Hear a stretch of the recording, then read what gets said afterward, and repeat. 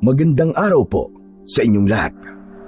Ang kwentong inyong mapapakinggan ay tungkol sa isang batang nagngangalang Almiro. Sa kabila ng kanyang kapansanan ay may puso siyang handang tumulong sa mga tao. Pero hindi yun naging dahilan upang lahat ay mahalin siya at irespeto. Hanggang isang araw, isang agila ang nagpabago sa takbo ng kanyang buhay. Isang kapangyarihan ang ibinigay ng agila kay Almiro.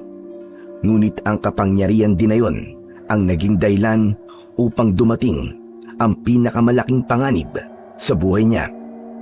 Ano nga ba ang pipiliin ng batang si Almiro? Ang mamuhay ng tahimik o lumipad sa panganib upang protektahan ang mga tao na dati ay hindi naniniwala sa kanyang kakayahan?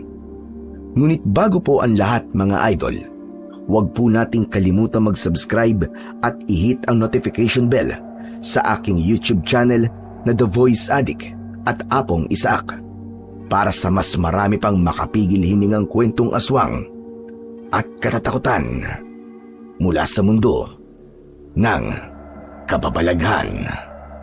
Umpisahan na po natin ang kwento. Benok naman oh, parang awa mo na.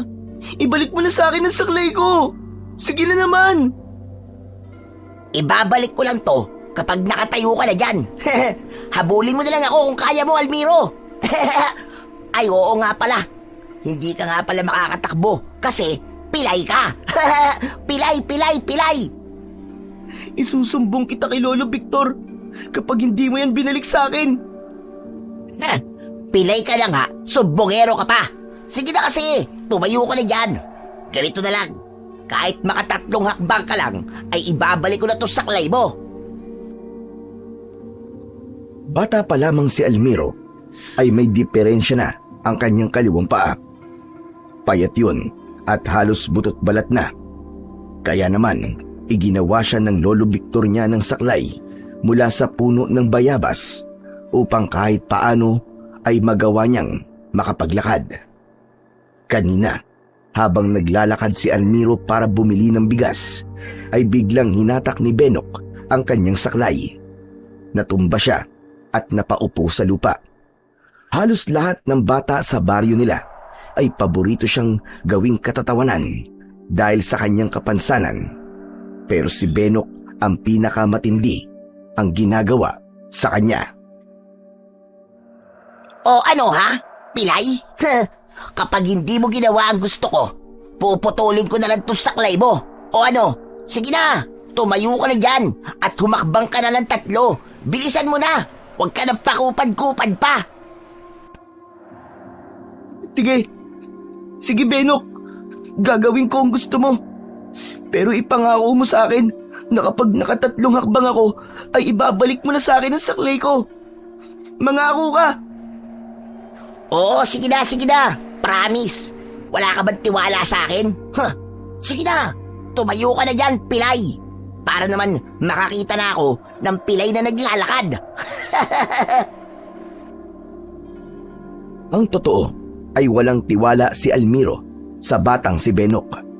Hindi na niya mabilang kung ilang beses na siya nitong ginawan ng katatawanan. Ngunit alam niyang wala siyang magagawa kundi ang sundin ang gusto ni Benok para mabawi na niya ang saklay niya at makabili na siya ng bigas. Binagpag ni Almiro ang mga palad. Tumitig siya kay Benok na hawak pa rin ang saklay niya.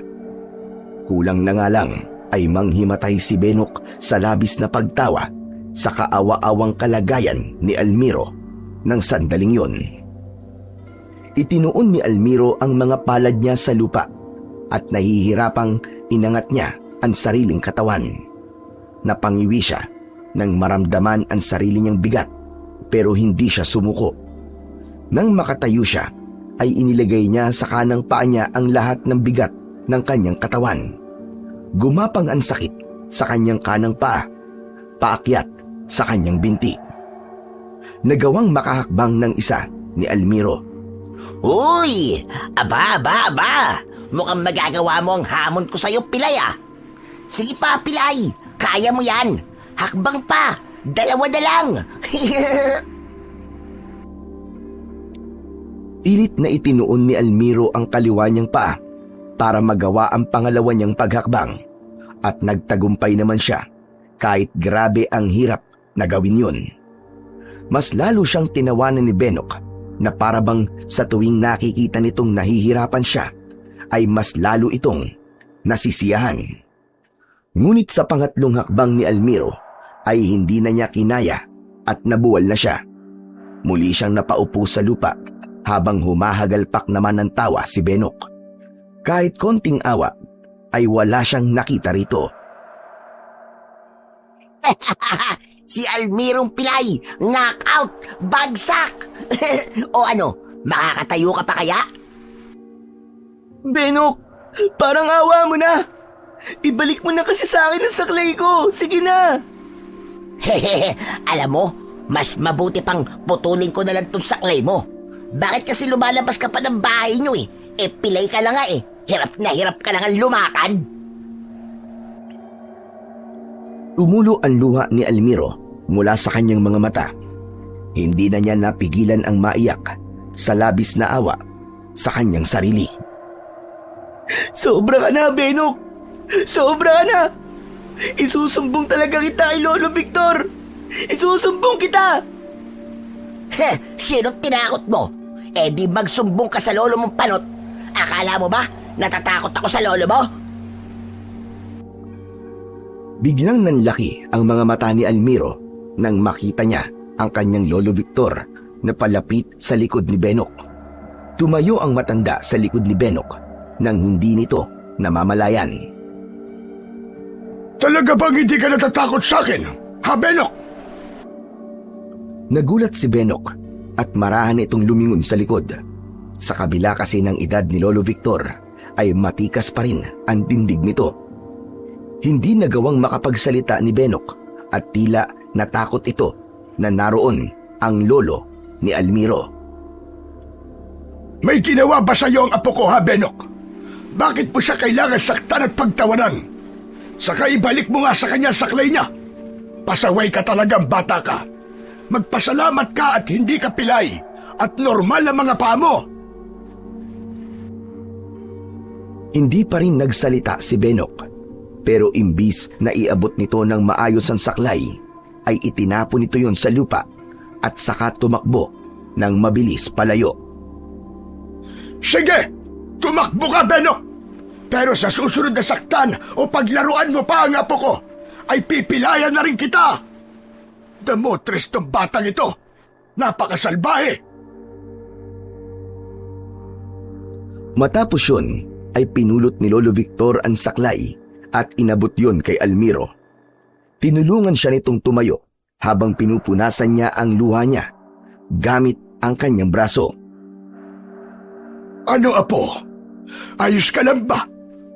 Hindi ka ba nasugatan? Hindi naman po, Lolo Victor. Okay lang po ako. Nako, mabuti na lang pala at sumunod ako sa'yo. Kasi kanina ka pang hindi bumabalik. Sabi ko na nga ba, ay may nangyayari ng hindi maganda sa'yo. Salamat po, Lolo Victor, at dumating po kayo. Pero hindi pa po ako nakakabili ng bigas eh. Sige na, huwag mong alalahanin yon. Sasamahan na lang kita sa tindahan. Tara na, para makauwi na tayo at makakain na tayo ng pananghalian. Tinapik si Almiro ni Lolo Victor sa balikat at magkasabay na silang naglakad papunta sa tindahan. Habang naglalakad, ay muli naman siyang kinausap ni Lolo Victor. Ano bang nangyari? At kinuha ni Benok ang saklay mo, apo? Wala naman po akong ginagawa sa kanya, Lolo Victor. Naglalakad lang po ako papunta sa tindahan eh. Tapos, bigla po siyang dumating. Hinarang po ako. Inagaw niya po ang saklay ko. Tapos, gusto po niya akong tumayo at tumakbang po ng 3 bago daw niya po ibabalik ang saklay ko. Pambihira! Grabe talagang Benok na yun! Nakakapanggigil. Parang hindi natuturuan ng tamang asal. Pero Lo, dapat po siguro, hindi niyo na po siya pinagbantaan kanina eh. Baka po kasi magsumbong po yun sa nanay niya. Kilala niyo naman po si Aling Elenita, di ba? Bungangera po yun. Baka sugurin po tayo nun sa bahay, gaya ng ginawa ni Aling Elenita dun sa batang inaway ni Benok nung isang araw. Aba, mas mabuti nga kung sumugod si Elenita sa bahay para mapangaralan ko rin kung paano turuan ng magandang pag-uugali ang bastos niyang anak. Pero maganda yung ginawa mo kanina, Apo. Hindi ka lumaban. Dahil kung pinatulan mo pa si Benok, ay mas lalo lamang siyang matutuwa. Ang mga tulad kasi ni Benok, mas ginaganahan ng mga yan kapag nakikita nilang apektado ka sa ginagawa nila. Lolo naman eh, paano naman po ako lulaban sa kanya? Pilay po ako, Lolo Victor. Wala naman talaga akong kakayahan na lumaban sa kahit na po sino eh. Bakit? Iniisip mo ba, Apo, na ikaw ay mahina? Opo, kitang-kita naman eh. Kasi yun naman po talaga ang totoo. Ayoko pong paniwalaan na malakas ako. Kasi hindi naman po totoo na malakas ako. Kasi nga pilay po ako eh. Apo, hindi sa katawan nasusukat ang lakas ng isang tao. Alam mo ba kung saan? Dito, sa puso, sa kung ano ang nasa loob mo. Iba pa rin ang may magandang pag-uugali kaysa sa puro pang-aapi lang ang alam. At alam mo kung sino ang tunay na matapang. Yung marunong tumayo at sabihin sa sarili na walang kahit na anong masasakit na salita ang magiging dahilan para lumiit ang tingin niya sa kanyang sarili. Dahil alam niya ang halaga niya bilang isang tao. Napangiti si Almiro sa sinabing yun ni Lolo Victor. Pakiramdam niya ay siya ang pinakamaswerteng bata sa buong baryo nila dahil meron siyang lolo na mapagmahal at alam ang dapat sabihin sa tuwing pinanghihinaan siya ng loob. Matapos makapagluto ni Lolo Victor ng ulam nila na pritong galunggong at ginisang kangkong, ay kumain na sila. Tahimik lang si Almiro habang kumakain at iniisip niya ang nangyari kanina. Muli niyang naramdaman ang pagiging mahina niya dahil wala man lang siyang nagawa para ipagtanggol ang kanyang sarili mula kay Benok.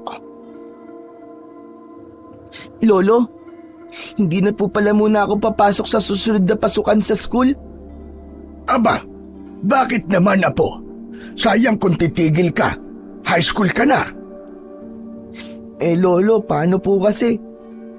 Palagi po akong tinutukso ng mga kaklase ko eh. Hindi po ako makapag-aral ng maayos dahil po sa kanila. Kahit po kasi sa school ay meron pa rin pinagtatawanan ng pagiging pilay ko. Huwag kang mag-alala, Apo. Kakausapin ko ang magiging guro mo sa susunod na pasukan para alam niya ang mga posibleng gawin sa'yo ng mga magiging kaklase mo. Mag-focus ka na lamang sa pag-aaral mo. Huwag mong intindihin ang mga nanlalait sa'yo. Importante na makapagtapos ka ng pag-aaral dahil yan lang ang kayamanan na ipamamana ko sa'yo, Apo. Hindi lang po kasi ang pagiging pilay ko ang tinutukso nila sa akin, Lo. Wala raw po akong nanay tsaka tatay. Lo, ang saya siguro kung buhay pa sila, no? Hindi lang po kayo magtatanggol sa akin.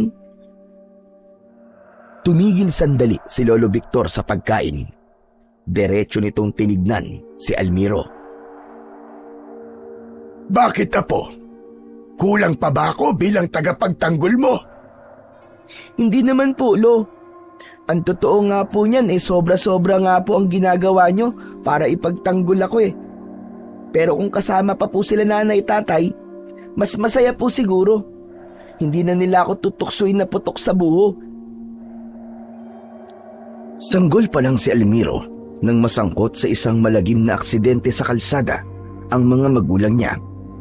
Pauwi na ang mga ito galing Maynila sakay ng isang bus nang bigla itong masabugan ng isang lumang tangke sa gilid ng daan. Wala ni isa sa sakay ang nakaligtas. Simula noon, si Lolo Victor na ang tumayong ama, ina at kaibigan ni Almiro. Siya na ang nag-alaga, nagpalaki at nagsakripisyo sa lahat. Ang hanap buhay nito ay simpleng pagtatanim ng gulay sa maliit nilang bakuran at paggawa ng uling tuwing hapon para maibenta sa palengke kinabukasan. Hindi marangya ang buhay nila, pero puno ito ng malasakit at tahimik na pagmamahal. Ngunit ngayon, sa gitna ng isang payak na tanghalian, lumabas ang sakit na matagal nang kinikimkim ni Almiro. Ang sakit ng pagkawala at ang tanong kung sapat ba ang meron siya. Ngunit kung may paboritong lugar si Almiro sa baryo nila, bukod sa kanilang bahay, ay yon ang kagubatan na matatagpuan sa dulong bahagi ng kanilang baryo. Doon siya madalas maglaro ng mag-isa dahil malayo siya sa panunukso ng mga bata sa baryo nila. Hindi siya pinagtatawanan ng mga hayop doon dahil meron siyang kapansanan. Pakiramdam niya ay normal siya sa mata ng mga hayop sa gubat. Minsan ay nagdadala pa siya ng pagkain para sa mga ibon at mga bayawak na naroon. Sa ganung paraan, kahit sandali, ay nakakalimutan niya ang sakit na dulot ng mga panunukso sa kanya.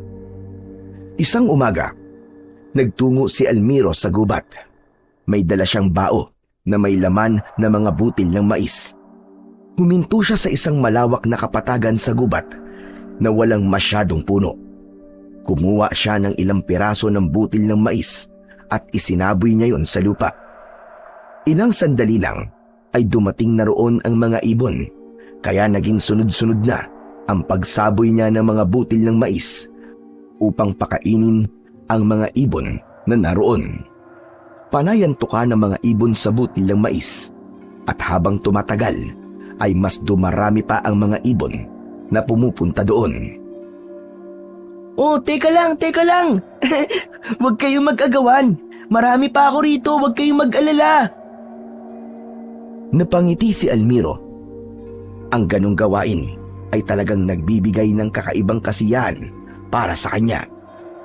Ngunit sa gitna ng pagtuka ng mga ibon sa mga butil ng mais, ay isang bato ang biglang lumipad sa kung saan at tumama yun sa mga ibon. Nagkagulo ang mga yon at sabay-sabay na lumipad palayo.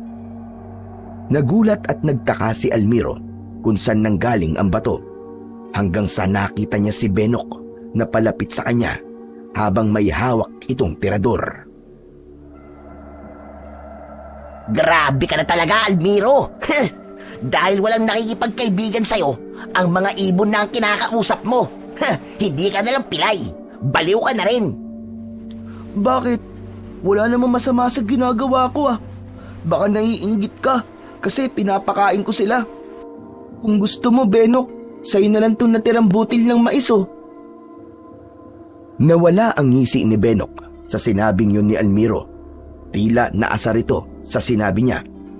Kumuha ito ng bato mula sa bulsa ng shorts at ibinala yun sa tirador nito. Itinutok ni Benok ang tirador kay Almiro. Bahagyang napaatras si Almiro dahil sa labis na takot. Aba. Sumasagot ka na ngayon sa akin Gusto mo bang ikaw ang tiradorin ko, pilay? Benok, huwag naman. Sorry na talaga. Walang sorry sa akin. Ako ang pinakamatapang na bata sa baryo natin. Tapos sinasagot-sagot mo lang ako ng ganyan? Ang tapang mo Ngayon, tignan natin kung makakasagot ka pa kapag tinirador ko na yung bunganga mo. Benok, sorry na talaga. Hindi na ako ulit. Nabigla lang ako Kung sabihin ko kaya sa'yong nabigla rin ako, tapos bigla kitang tiradorin, O ano? Sumagot ka. Benok, wag naman Parang awa mo na. Hindi ka ba naaawa sa akin? Bakit naman ako maaawa sa'yo, Alam mo kung ano ang nararamdaman ko sa'yo, Almiro? Inis, galit. Ano kaya kung tiradorin ko na lang kaya ang mata mo? para hindi ka nalang pilay, kundi bulag ka na rin. Napakagat sa labi si Almiro at halos hindi na siya makahinga. Nangingilid na ang kanyang luha, ngunit sinubukan pa rin niyang magsalita at makiusap kay Benok. Sa itsura kasi ni Benok ay parang seryoso ito sa mga sinasabi nito. Wag Benok, maawa ka na sa akin. Hindi na ulit ako sasagot sa'yo sa susunod. Parang awa mo na, wag mo akong tiradorin sa mata. Bago pa man matirador ni Benok si Almiro, ay isang malakas na pagaspas ng pakpak ang kanilang narinig. Isang malaking agila ang biglang sumugod kay Benok. Pinagtutuka ng agila ang ibabaw ng ulo ni Benok. Aray! Aray ko! Aray! Wag! Tama na! Aray! Mabilis na lumipad pataas ang agila matapos atakihin si Benok. Nagpaikot-ikot ito sa itaas. Mas lalong nagalit si Benok, ngunit sa pagkakataon na yon ay nalipat na sa agila ang galit at inis nito. Siraulo kang agila ka! Hindi mo kilala ang binabangga mo! Yari ka ngayon sa akin! Nang makita ni Almiro na titiradorin ni Benok ang agila, ay naisipan niyang pigilan ito. Ngunit hindi niya na yun tinuloy dahil alam niya na mas lalo itong magagalit sa kanya. Tuluyan na ngang tinirador ni Benok ang agila. Tumama ang bato sa pakpak ng agila at bumulusok yun paibaba at bumagsak sa mapunong bahagi ng kagubatan. Napamulagat si Almiro habang sinusundan ng tingin ang pagbagsak ng agila. O ano? Kita mo yon? Asintado ko! Kahit agila, tinatamaan ko! Benok, pero hindi mo na dapat ginawa yun. Pinoprotektahan ng gobyerno natin ang mga ganong klase ng ibon. Wala akong pakialam. Protekta. Magpasalamat ka dahil papalampasin muna kita ngayon. Pero sa susunod, tignan natin kung makakaligtas ka pa sa tirador ko. Diyan ka na, pilay! Matapos yun, ay naglakad na palayo si Benok at hindi man lang ito nagkaroon ng pag-aalala sa agila na tinirador nito. Nang tuluyang makalayo si Benok, ay naiwan si Almiro sa gitna ng tahimik na gubat. Huminga siya ng malalim at kahit paano ay nabawasan ang kaba niya dahil umalis na ang salbahing si Benok. Ngunit agad na pumasok sa isip niya ang agilang tinirador ni Benok at bumagsak sa hindi kalayuang bahagi ng gubat. Hindi siya napalagay. Alam niyang kailangan niya yung hanapin upang makasiguro na maayos ang kalagayan nito. Walang pagdadalawang isip na naglakad si Almiro sa direksyon kung saan bumagsak ang agila. Pagdating doon ay inumpisahan niyang hanapin ang nasabing agila. Nahirapan siyang hanapin ang eksaktong lugar kung nasan ang agilang bumagsak, pero hindi siya tumigil. Hanggang sa mapansin niya ang bakas ng dugo sa mga tuyong dahon sa lupa. Sinundan niya yon at dinala siya sa likod ng isang malaking bato. Doon na nga nakita ni Almiro ang agila. Nakaawang ang tuka nito habang dumudugo ang kaliwang pakpak. Maingat na lumapit si Almiro sa kawawang agila. Lumuhod siya sa tabi nito habang nakahawak siya sa kanyang saklay at naaawa itong tinignan. Malakas na humuni ang agila nang makita siya. Relax ka lang, agila. Relax ka lang. Hindi kita sasaktan.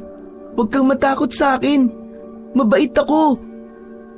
Kaibigang agila, salamat pala. Alam ko, niligtas mo ako kanina eh. Kung hindi ka dumating, baka natirador na ako ni Benok sa mata. Tinignan ni Almiro ng maigi ang pakpak ng agila. Sa tingin niya ay hindi maganda ang tama nito, kaya hindi na nito kayang lumipad pa. Isang malalim na buntong hininga ang pinakawalan ng bata. Naku, kawawa ka naman. 2 na pala tayong pilay ngayon. Ako sa paa, ikaw naman sa pakpak mo. Pero wag kang mag-alala, kaibigang Agila. Tutulungan kitang mapagaling ang pakpak mo para makalipad ka na ulit. Marahang kinuha ni Almiro ang agila at iningatan niya na wag masagi ang pakpak nitong may sugat. May kabigatan ito, ngunit pilit pa rin niya yung binuhat ng may kasamang pag-iingat. Tumayo na siya at nagsimula na siyang maglakad palabas ng gubat habang dala ang sugatang agila. Habang palapit si Almiro sa kanilang kubo, ay mas naramdaman niya ang bigat ng agila sa kanyang bisig. Nang marating na niya ang kanilang bakuran, ay agad siyang sinalubong ni Lolo Victor na noon ay abalang nagsisibak ng kahoy sa gilid ng kanilang kubo. Almiro! Ano yan? Bakit may dala kang agila? Hindi dapat tinuhuli ang ganyang mga klaseng ibon. Pwede kang makulong dahil sa ginawa mong yan. Hindi ko po ito inuli, Lolo. Tinirador po kasi ni Benok ang agilang to. Kawawa naman po. Tinamaan po siya sa pakpak. Kaya naisipan ko pong dalhin po siya rito para magpagaling. Baka kasi kung iwanan ko po siya sa gubat, ay baka kainin po siya rin ng mababangis na hayop eh. Lolo, kawawa naman po siya. Tulungan po natin. Ay, nako apo. Delikado na nagdadala ka ng hayop dito sa bahay na mula sa gubat. Baka kung anong sakit ang dala niyan. O kaya baka saktan ka lang niyan. Alam ko naman po na delikado po, Lolo. Pero hindi naman po siya nananakit eh. Parang alam niya po kung sino ang dapat niyang protektahan. Kasi nung titirado rin po sana ako ni Benok, ay sinugod niya po si Benok para pong pinagtanggol ako. Tignan niyo po oh. Hinayaan lang niya akong buhatin siya. Sandaling natahimik si Lolo Victor. Tinignan nito ang sugatang agila. Gusto ko lang po siyang gamutin, Lolo. Kasi kung hindi po dahil sa kanya, baka nasaktan na po ako ng tuluyan ni Benok. Paraan ko na rin po to para pasalamatan po siya at ibalik po ang utang na loob ko sa kanya. Ay nako, bata ka. Sige na nga. Pero kapag magaling na siya, ay kailangan na natin siyang pakawalan ha. Baka makita pa yan ni Kapitan dito sa atin. Sigurado ko na sasabihin nun sa mga kinauukulan na may inaalagaan tayong agila dito. Labis ang kasiyahan ni Almiro sa sinabi ng kanyang Lolo Victor. Hindi siya nagkamali na dalhin ang sugatang agila sa kubo nila dahil alam niya na tutulungan siya ng lolo niya na alagaan yon at pagalingin. Sa mga lumipas na mga araw ay naging bahagi na ng araw-araw na buhay ni Almiro ang pag-aalaga sa sugatang agila. Tuwing umaga, pagkagising niya ay pinapalitan niya ng benda ang pakpak nito. Maingat niyang nililinisan ang sugat ng agila at nilalagyan yon ng gamot. Siya rin ang nagpapakain at nagpapainom dito ng tubig. Sa likod ng kanilang kubo ay nagtayo si Lolo Victor ng isang simpleng kulungan mula sa pinagtagpi-tagping kawayan at yero na may sapat na laki upang makagalaw ng maayos ang agila habang nagpapagaling. Sa mga sandaling walang ginagawa si Almiro ay kinakausap niya ang agila. Tila naging isang kaibigan na niya ito at dito niya ikinikwento ang buhay niya at ang kanyang mga pangarap kahit pa hindi siya sigurado kung naiintindihan ba siya ng ibon. Isang umaga, gaya ng nakasanayan ay maagang nagising si Almiro upang silipin ang kanyang inaalagaang agila. Habang sumisilip ang araw sa silangan, ay dumiretso siya sa likod ng kubo kung saan naroon ang kulungan ng agila. Pagsilip niya sa kulungan ay napansin niya ang kakaibang kilos ng agila. Palakad-lakad ito at tila nais nitong ibuka ang mga pakpak nito, ngunit hindi nito magawa dahil sa limitadong espasyo ng kulungan. Kaibigang agila, bakit di ka mapalagay? Gusto mo bang lumabas? Teka, sandali. Bubuksan ko lang ang kulungan mo, ha? Binuksan nga ni Almiro ang kulungan at agad namang lumabas ang agila. Tumayo ito sa harapan niya at ibinuka nito ang napakalaki nitong mga pakpak. Para kay Almiro, maganda ang balahibo ng agila, kaya maingat niyang inalis ang telang nakabalot sa pakpak nito at natulala siya nang makita niyang wala ng bakas ng sugat ang pakpak ng agila. Bigla naman dumating si Lolo Victor at nagulat ito nang makitang wala na sa kulungan ang agila. Almiro, apo! Bakit mo naman pinakawalan ng agila? Lolo, parang magaling na po kasi siya eh. Patingin nga. Aba, oo nga ano. Parang masigla na siya kumpara nung nakaraang mga araw. Sa tingin niyo po ba ay makakalipad na po siya, Lolo? Hindi na nagawang sagutin pa ni Lolo Victor ang tanong na yon ni Almiro nang biglang ipinagaspas ng malakas ang agila ang mga pakpak nito. Bigla itong lumipad ng napakataas. Nagpaikot-ikot yun sa taas nila habang humuhuni ng malakas na parabang nagpapaalam na yun sa kanila. Hindi nagtagal ay lumipad na ang agila patungo sa direksyon kung nasaan ang gubat. Habang sinusundan ni Almiro ng tanaw ang papalayong agila, ay naluha siya at hindi niya napigilan ang pagpatak ng luha mula sa kanyang mga mata. Apo, nalulungkot ka ba? Bakit ka umiiyak? Opo, Lo. Nakakalungkot po. Kasi wala na po akong aalagaan. Pero kahit paano, Lo, masaya rin po ako kasi magaling na po siya at malaya na po siya ulit. Sana lang po ay wala ng tao po ang mananakit sa kanya. Apo, ganun talaga minsan ang buhay. May mga bagay tayong aalagaan, mamahalin, pero sa dulo ay kailangan din natin pakawalan. Pero ang mahalaga, alam nating naging mabuti tayo sa kanila. Isipin mo na lang na babalik na ang agila sa tunay niyang tahanan na inalagaan mo. Sa mga salitang yun ay unti-unting gumaan ang dibdib ni Almiro. Habang tinutuyo ng hangin ang kanyang mga luha, ay napalitan yon ng isang maliit ngunit payapang ngiti na nagpapahiwatig ng pagtanggap at pag-unawa sa halaga ng pagpapalaya.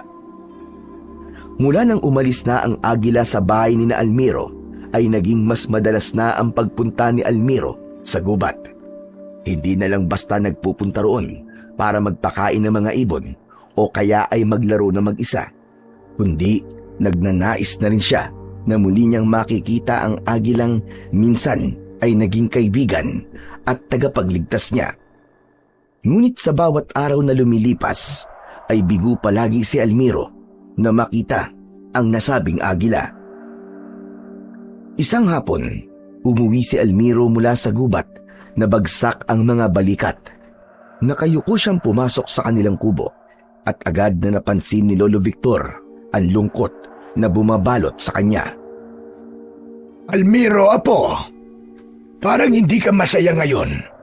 Bigo ka pa rin bang makita ulit yung agila? Lolo, gusto ko lang po kasing makasiguro kung ayos lang po ba talaga siya. Pero hanggang ngayon po, hindi pa rin po siya nagpapakita sa akin eh. Para kasi sa akin, Lo, ay naging kaibigan ko na po siya. Alam mo, apo, minsan ang mga kaibigan natin ay dumarating sa tamang panahon at umaalis din sa tamang dahilan. Pero hindi ibig sabihin nun na nawala na sila sa buhay natin.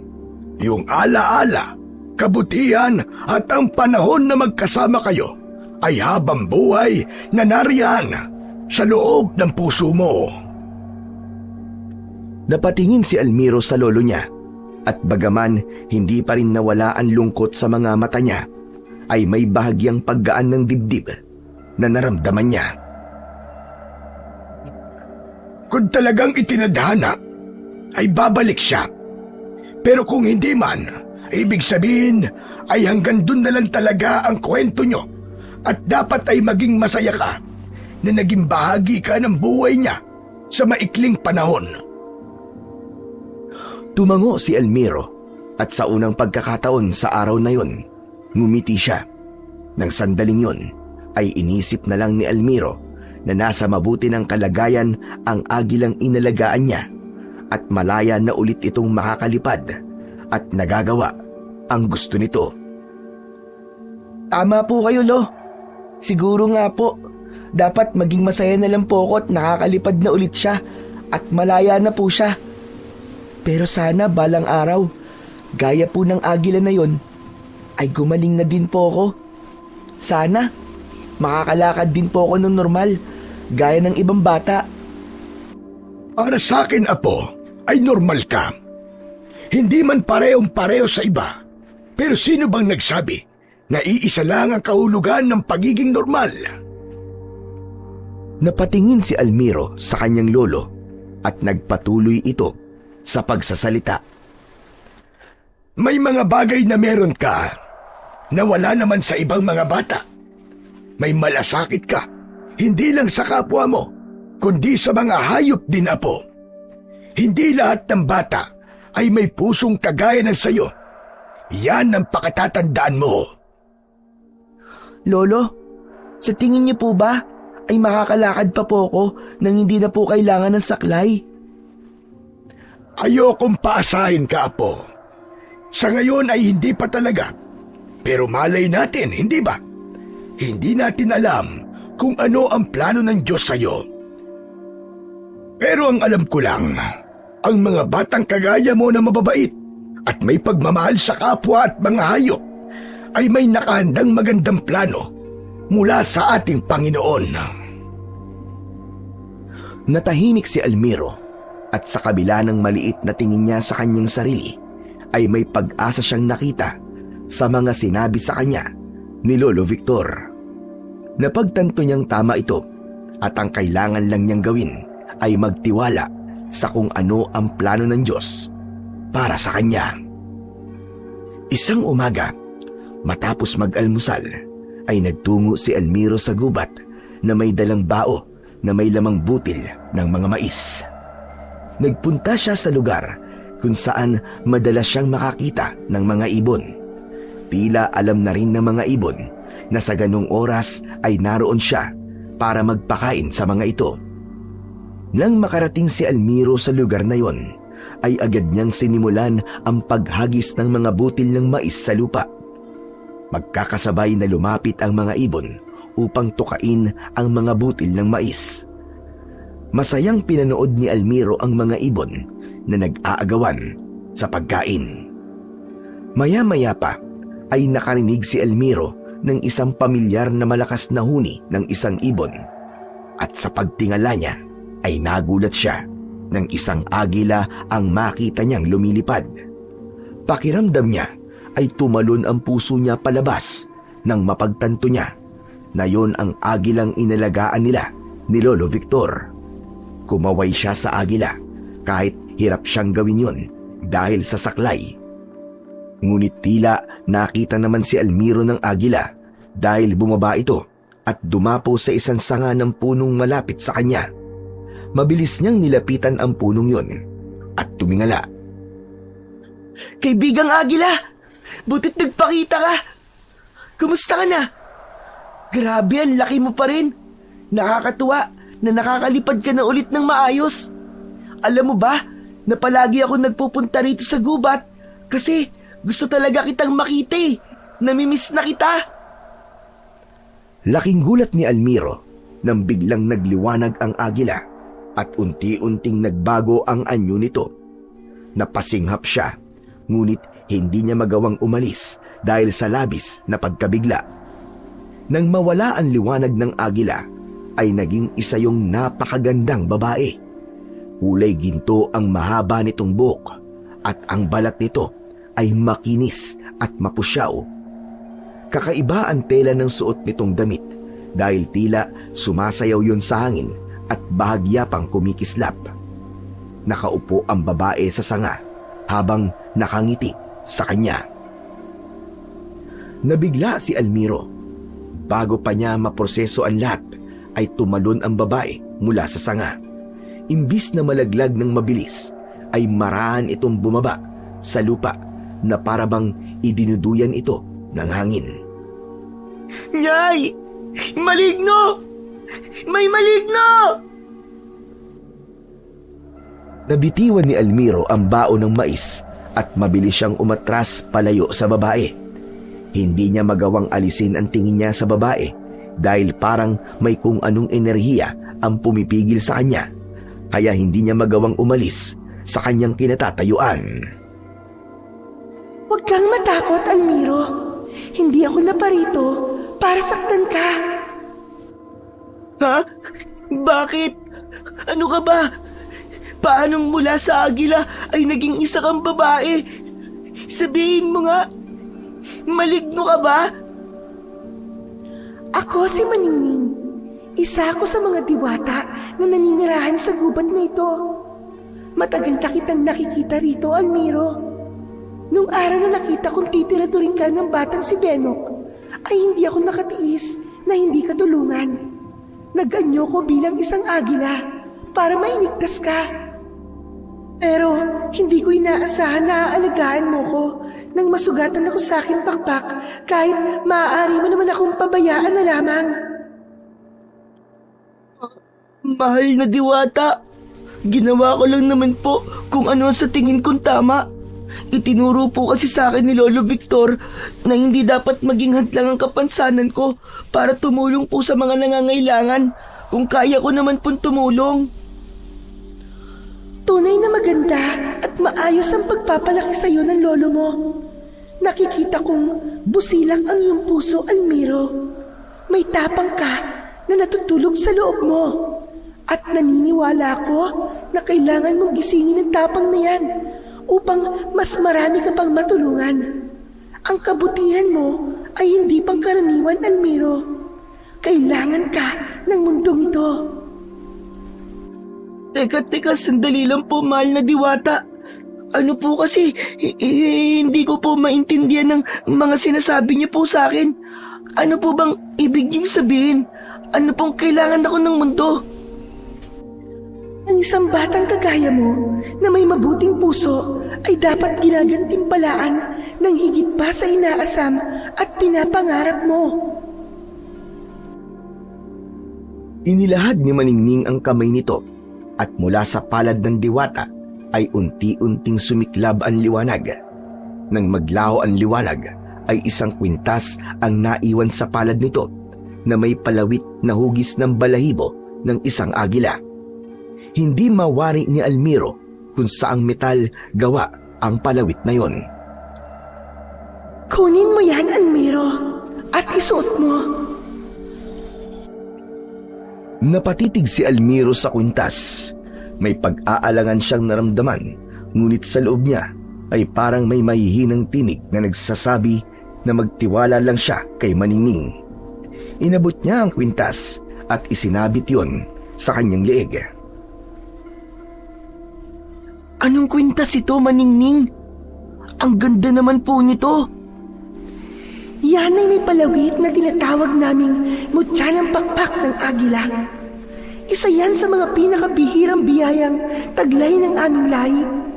Sa pagsusuot mo niyan, ay magagawa mong makalakad ng walang saklay. Magkakaroon ka rin ng lakas, pandinig at paningin ng higit sa pangkaraniwang tao.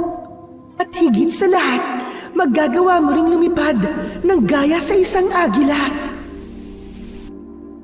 Napatitig si Almiro sa diwatang si Maningning at bagya siyang natawa. Yung mga una mo po sinabi, pwede ko pang paniwalaan. Pero yung makakalipad ako, mukhang imposible naman po yata yun. Ikinumpas ni Maningning ang isa nitong kamay at mula roon ay lumitaw ang isang bilog na liwanag. Ang liwanag ay marahang lumutang at pumasok sa mutya ng pakpak ng agila na nakasabit sa leeg ni Almiro.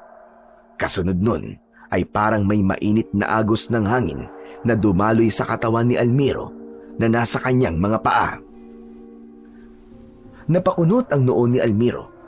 May kakaiba siyang naramdaman sa kaliwang binti niya na parabang may humaplos na malamig na kamay doon. Yumuko siya at halos hindi siya makahinga sa kanyang nakita. Ang kaliwang binti at paa niya na dating parang tuyot na kahoy ay nagkaroon na ng buhay at naging kagaya na yon ng kanyang isa pang paa. Iginalaw niya yon at inihakbang. Ibinaba niya ang kanyang saklay at binalansi niya ang sarili niyang katawan at halos maiyak siya nang sa wakas ay nagawa na niyang ilakad ng maayos ang dalawa niyang mga paa nang hindi na kailangan pa ng saklay. Hinawakan ni Maningning ang kamay ni Almiro kaya napatingin siya sa muka ng mabuting diwata. Talaga bang hindi ka naniniwala na kaya mo nang lumipad? Bakit hindi mo subukan, Almiro? Bago pa makapagsalita si Almiro, ay naglaho na sila ng diwatang si Maningning. Sa biglang paglitaw nila sa kung saan, ay naramdaman ni Almiro ang nakakalunod na hangin na humahampas sa kanyang muka. Nanlaki ang mga mata niya nang mapagtanto niyang nasa ere siya at napakataas ng kanyang pinaroroonan. Mabilis siyang bumubulusok pa ibaba at natatanaw niya sa ibaba ang malawak na kagubatan. Ah! Tulungan mo ako, Maningning! Nahuhulog ako! Tulungan mo ako! Mula sa kaliwa ni Almiro ay sumabay sa kanya ang isang malaking agila na alam niyang ang diwatang si Maningning. Huwag kang matakot, Almiro. Isipin mong kaya mong lumipad. Pero paano? Hindi ko alam! Maniwala ka. Nasa loob mo ang kapangyarihan ng pakpak ng agila. Magtiwala ka lang sa kapangyarihan nito. Mariing pumikit si Almiro at pinilit niyang iwaksi ang takot. Humawak siya sa kwintas na nasa kanyang dibdib at buong puso niyang inisip na kaya niyang lumipad. At bago pa man tuluyang sumayad ang kanyang katawan sa mga sanga ng mga puno, ay naramdaman niya na tila niyakap siya ng hangin at biglang bumagal ang kanyang pagbagsak hanggang sa tuluyan na siyang lumulutang.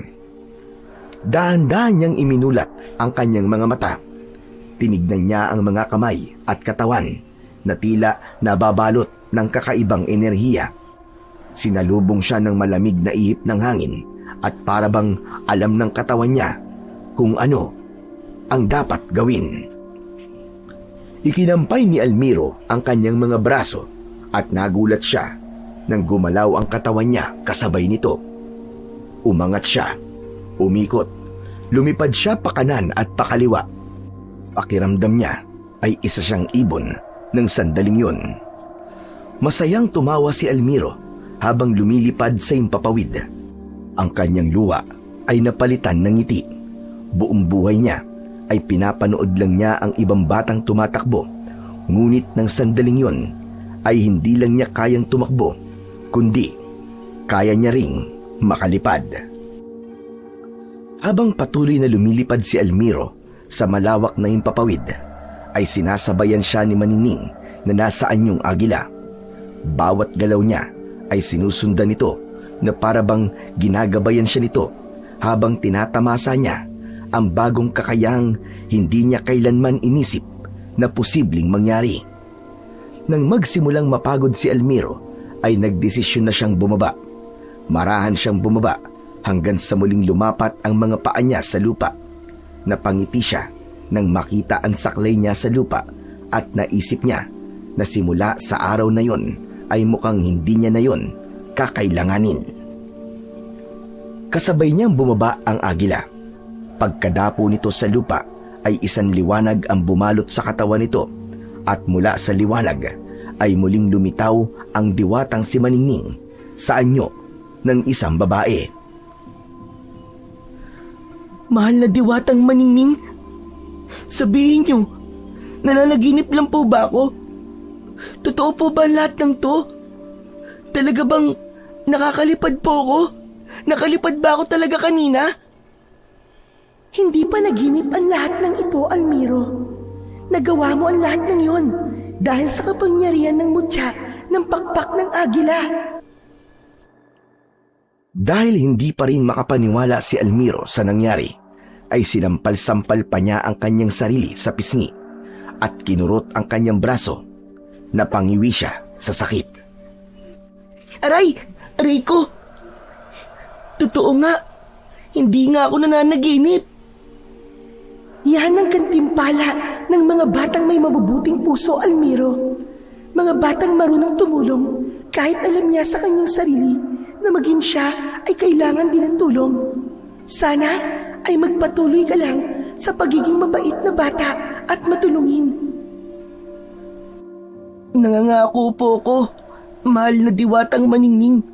Nagagamitin ko po ang kapangyarihang ito sa kabutihan. Tutulong po ako sa mga nangangailangan, sa mga hayop po at sa mga tao. Hindi ko po ito gagamitin para sa masama at para man lamang ng iba. Ngumiti si Maningning at tumango. Ramdam ni Almiro na nasiyahan ito sa sinabi niya. Pero, mahal na diwatang maningning, tanong lang po, paano ko po kaya sasabihin to kay Lolo Victor at sa mga tao sa baryo namin na nakakalakad na po ko? Kung hindi ka pa handa, Almiro, maaari mong hubarin ng mutya. Kapag wala ito sa iyong leeg, ay babalik sa dati ang kaliwa mong paa. Pero sa tuwing isusuot mo yan, ay magiging normal ka ulit at muling mapapasayo ang lahat ng kapangyarihan ng mutya ng pakpak ng agila. Ibig po bang sabihin, kapag nawala po ang kwintas, ay hindi na po ako makakalakad ng normal? Hindi na rin po ako makakalipad? Tama ka, Almiro. Kaya dapat pangalagaan mo yang mabuti. Huwag mo itong hahayaang mapunta sa kamay ng hindi karapat-dapat. Ang mutya ng pakpak ng agila ay hindi lang basta isang regalo, kundi ito ay may kaakibat din na responsibilidad. Naiintindihan ko po, mahal na diwatang maningning. Pangako po, aalagaan ko po ito. Hindi ko po ito hahayaan na mawala sa akin. Pero kailangan ko na po palang umuwi, mahal na diwata. Panigurado pong hinahanap na po ako ni Lolo Victor eh. Walang problema, Almiro. Mag-iingat ka at huwag mong kakalimutan ang iyong ipinangako. Muling ngumiti ang diwatang si Maningning at kasunod nun ay muli itong binalot ng liwanag. Sa loob lang ng ilang segundo ay naging agila ulit ang diwata. Ikinampay nito ang mga pakpak nito at lumipad na ito pataas. Tinignan ni Almiro ang papalayong agila habang nakatayo pa rin siya. Nang wala na ang agila, ay hinawakan ni Almiro ang mutya ng pakpak ng agila at mataman niyong tinignan. Isang paalala na hindi na siya ang dating Almiro. Sasabihin ko na ba kay Lolo ang tungkol sa mutya? Pero baka magulat siya o kaya isipin niya na ang mutyang to ay galing sa masama. Sa pagkakataon na yon ay naisipan ni Almiro na ilihim na muna sa lolo niya ang lahat. Hinubad niya ang kwintas at naramdaman niya na nawalan ng lakas ang kaliwa niyang binti at paa. Muling tinitigan ni Almiro ang mutya. Dahan-dahan niya itong hinubad mula sa leeg at natumba siya at napaupo sa lupa. Inabot niya ang kanyang saklay at isinilid niya ang mutya ng pakpak ng agila sa kanyang bulsa. Tumayo siya sa tulong ng saklay at naglakad siya palabas ng gubat. Pagdating ni Almiro sa kubo nila, ay naamoy na kagad niya ang sabaw ng tinolang manok. Sa maliit na lamesang kawayan ay nakaayos na ang 2 pinggan para sa kanila ng lolo niya. Meron dong kanin at mangkok ng ulam. Nakaupo na si Lolo Victor na parabang hinihintay lang talaga si Almiro. Napalingon ito sa kanya at ngumiti. Umupo si Almiro sa kanyang pwesto at maingat na inilapag ang saklay sa tabi. Ngumiti siya kahit may bahid ng kaba sa kanyang dibdib. Aba, Almiro, napakatagal mo naman yata sa gubat. Ano bang ginawa mo roon, apo? Lolo, maganda po nangyari. Nakita ko na po kasi yung agila na inalagaan po natin. Masaya po ako kasi magaling na po talaga siya. Nakakalipad na po siya ng maayos. Aba, sigurado kung magaling na ang agila na yon. Inalagaan mo kasi siya ng mabuti. Hindi lang naman po ako nag-alaga sa kanya, Lolo eh. Kayo rin po. Kung wala po kayo, baka hindi po kagad gumaling yung agila. Malaki po ang naitulong nyo. Nako, sige na. Mamaya na ang kwentuhan. Kumain na muna tayo at baka lumamig na ang sabaw. Nang magsimula na silang kumain, ay hindi mapakali si Almiro.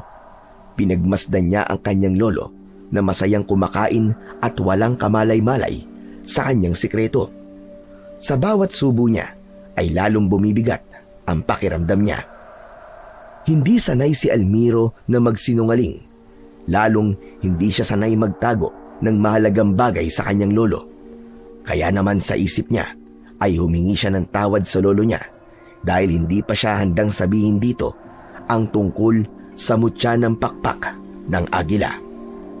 Simula noon, sa tuwing nagpupunta si Almiro sa gubat, ay palagi niya nang isinusuot ang mutya ng pakpak ng agila.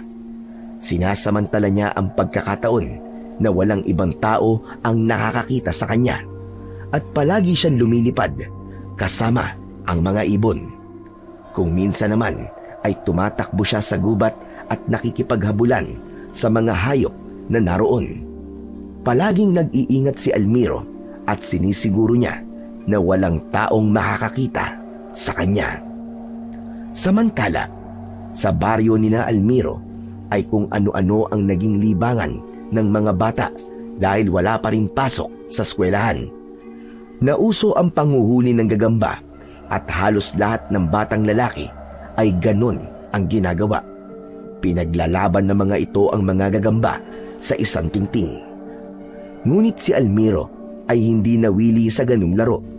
Mas pinili niyang mag-isang maglaro sa gubat. Isa pa, hindi siya komportable sa ideyang pinaglalaban ang mga hayop para lamang sa pansamantalang kaligayahan. At higit pa roon, mas gusto niya ang tahimik na gubat kung saan kaya niyang gawin ang mga bagay na minsan ay pinangarap lang niya noon.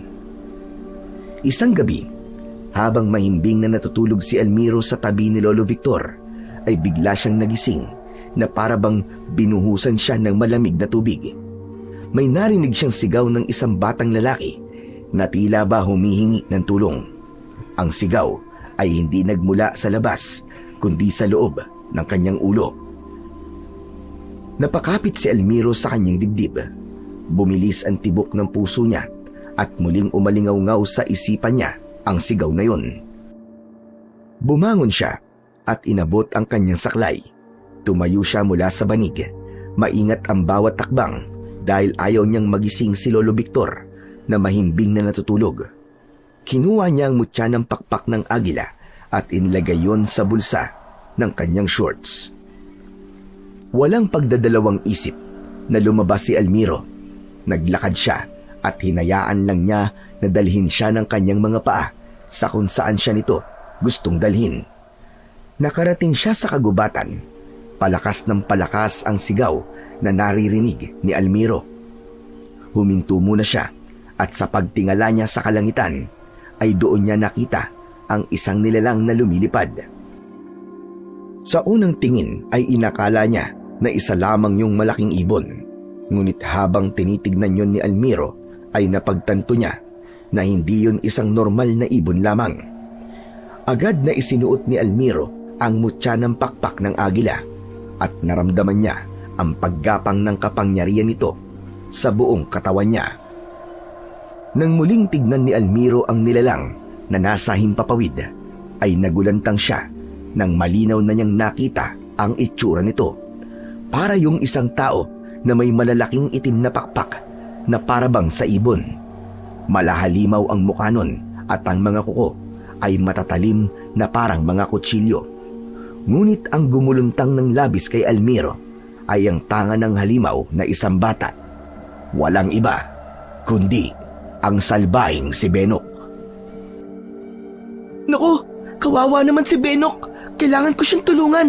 Baka kung anong gawin sa kanya ng nilalang na yun. Pero kapag ginawa ko naman yun, ay malalaman na ni Benok na may kapangyarihan ako. Nahulog sa malalim na pag-iisip si Almiro kung dapat ba niyang tulungan si Benok o dapat niyang piliin na protektahan ang kanyang sikreto. Kilala niya kasi si Benok at base sa pagkakakilala niya rito ay malaki ang posibilidad na kahit tulungan niya pa ito ay sasabihin pa rin ito ang matutuklasan nito sa kanya. Patawarin mo ako, Benok, pero hindi ko kayang magtiwala sa'yo. Pasensya na. Sa pagkakataon na yun ay nagdesisyon na si Almiro na pabayaan si Benok. Ngunit nang paalis na siya ay muling umalingaw-ngaw ang sigaw ni Benok. Tulong! Tulungan niyo ako! Ayoko pang mamatay! Iligtas niyo ako sa halimaw na to! Saklolo! Hindi. Hindi ko pwedeng pabayaan si Benok. Kawawa naman siya. Baka mamaya patayin siya ng halimaw na yon. Lumingon si Almiro sa paligid upang maghanap ng kahit na anong bagay na pwede niyang magamit na armas. Ngunit bigo siyang makakita hanggang sa nakita niya ang kanyang saklay at agad niya yung kinuha. Saklay, huwag mo akong bibiguin ha. May kailangan tayong iligtas. Matapos yun ay walang pagdadalawang isip na lumipad si Almiro. Itinulak siya ng hangin paitaas. Sa himpapawid, hinabol niya ang halimaw na may tangan kay Benok. Binilisan niya ang paglipad at iniharang niya ang sarili sa halimaw na nagulat nang makita siya. Maging si Benok ay hindi makapaniwala. Almiro? Hala, paano kang nakakalipad? Hindi na sumagot si Almiro. Nakasentro lang ang tingin niya sa halimaw. Maigpit niyang hinawakan ng saklay at buon lakas niyang inihampas yun sa muka ng halimaw. Sumigaw ang halimaw na parabang isa itong napakalaking ibon. Nabitiwan ng halimaw si Benok at bumulusok ito paibaba.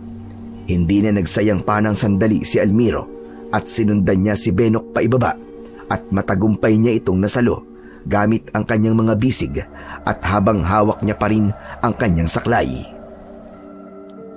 Mabilis na lumipad si Almiro palayo sa halimaw at nang masiguro niya na hindi na yon nakasunod sa kanila ay bumaba na sila sa isang bahagi ng gubat na maraming puno kung saan sigurado siya na hindi na sila masusundan ng halimaw. Maingat na ibinaba ni Almiro sa lupa si Benok. Agad itong lumayo sa kanya habang bakas pa rin ang takot sa mukha nito. Lalapitan niya sana si Benok pero inambahan siya nito ng suntok. Sige, huwag kang lalapit sa akin. Halimaw ka rin. Gaya ng kumuha sa akin dito sa gubat. Habang naghahanap ako ng gagamba.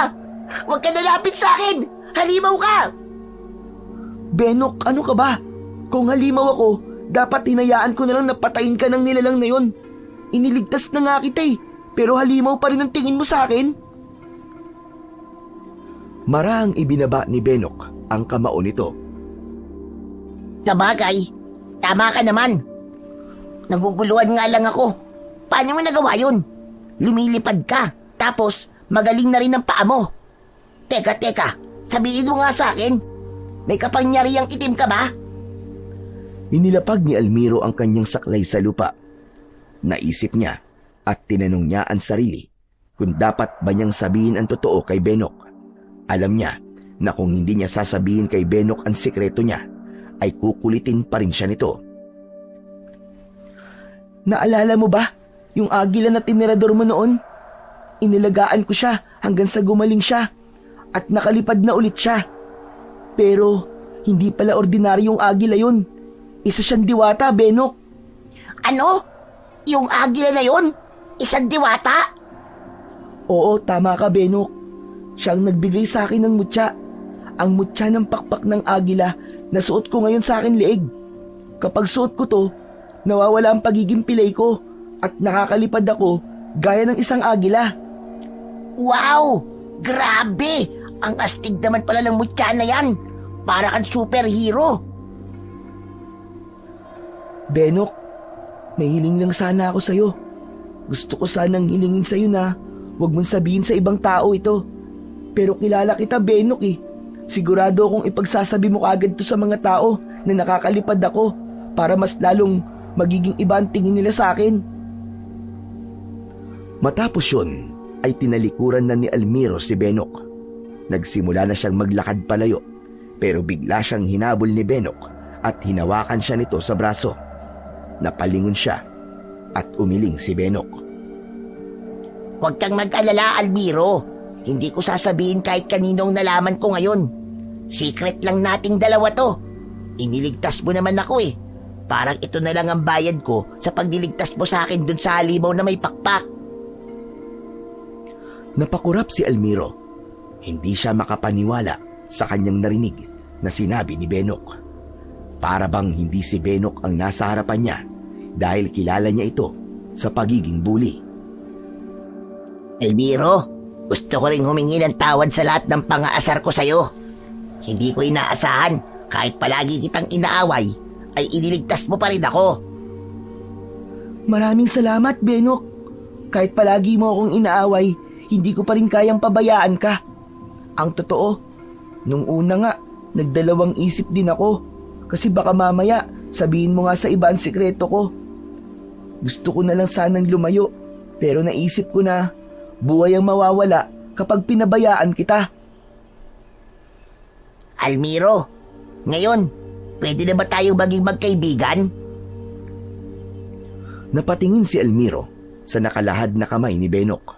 Hindi niya inasahan na darating ang araw na magiging magkaibigan sila ng batang dati ay palagi siyang inaaway dahil sa kanyang kalagayan. Nakangiting inabot ni Almiro ang kamay ni Benok at gumanti rin ito ng ngiti sa kanya. Masayang masaya si Almiro ng gabing yun dahil hindi niya inasahan na sa pamamagitan ng mutya ng pakpak ng agila ay makakahanap siya ng isang kaibigan na dati niyang kaaway. Simula noon ay naging magkaibigan na sina Almiro at Benok. Hindi na muling naranasan pa ni Almiro ang asarin o pagtawanan ni Benok. Tinupad din ni Benok ang pangako nito na hindi nito sasabihin sa kahit na sino ang sikreto ni Almiro. Madalas na nagtutungo ang dalawa sa gubat at isinasama ni Almiro si Benok sa kanyang paglipad. Minsan ay pabirong binibitiwan pa ni Almiro si Benok sa ere para takutin ito at sasaluhin naman niya ito bago pa man ito tuluyang bumagsak sa lupa. Sa wakas, naramdaman na rin ni Almiro ang pakiramdam na magkaroon ng isang kaibigan. Isang gabi ay pinagsaluan ni na Almiro at Lolo Victor ang ulam nilang ginisang gulay at pritong tilapia. Sa gitna ng kanilang hapunan ay nagsalita si Lolo Victor. Napansin ko na parang magkaibigan na yata kayo ngayon ni Benok. Anong nangyari, Apo? Hindi ba dati palagi kanyang tinutokso at inaaway? Hindi ko nga rin po alam, Lolo eh. Nagulat na lang po ako. Isang araw po, niyaya niya po ako makipaglaro. Akala ko nga po ay may gagawin na naman po siyang masama sa akin. Pero wala naman po pala. Ayos yan. Masaya ako para sa iyo, Apo. Dati siyang numero 1 nangaaway sa iyo. Baka naman napagtanto niya na mali talaga ang ginagawa niya sa iyo. Siguro nga po, Lolo. Kaya nga po napakasaya ko kasi meron na po akong kaibigan dito sa baryo natin. Minsan nga po, ipinagtatanggol pa po ako ni Benok sa mga nanunukso sa akin na pilay. Tumango si Lolo Victor at sumandok muli ng gulay. Pero Apo, mag-iingat ka pa rin ha. Lalo na tuwing gabi. May gumagalang mandurugo daw dito sa baryo natin. May mga tao nang nawawala at hanggang ngayon ay hindi pa rin natatagpuan. Ano po, Lolo? Mandurugo? Ano po yun? Mandurugo. Isa yung uri ng aswang. Kilala ang mandurugo sa kakayahan nitong magpalit ng anyo. Sa araw, mukha siyang magandang dalaga, pero sa gabi ay nagiging isa siyang mabangis na nilalang na parang malaking ibon na may mukha pa rin ng magandang babae. Ang sabi ng iba ay may dugon diwata raw ang mga mandurugo, kaya iba sila sa karaniwang aswang.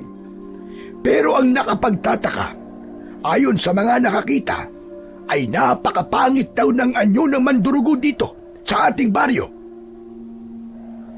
Natigilan si Almiro sa sinabing yun ng kanyang lolo Victor. Biglang bumalik sa alaala niya ang nilalang na tumangay kay Benok, ang matutulis nitong mga kuko, ang itim na pakpak na parabang sa dambuhalang ibon, at ang mukha nitong malahalimaw. Napagtanto ni Almiro na yun ang mandurugong tinutukoy ng kanyang lolo. Isang umaga, nasa gubat sina Almiro at Benok. Kakatapos lang nilang maglaro at naisipan nilang magpahinga sa ilalim ng isang mayabong na puno. Parehas silang kumakain ng kaimito na kinuha nila kanina sa isang puno sa hindi kalayuan.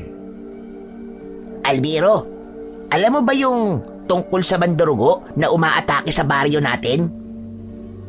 Oo, Benok. Nabanggit na sa akin ni Lolo nung isang araw. Ang sabi ng kapitbahay natin ay may tatagpuan daw na dugo ang damit malapit sa tabing ilog kahapon. Baka raw biktima na naman ng mandurugo yun. Saka may narinig din akong kwento na may isa raw dalaga na muntik ng madagit ng mandurugo. Mabuti na lang daw at tinulungan siya ng mga tanod. Grabe na talaga.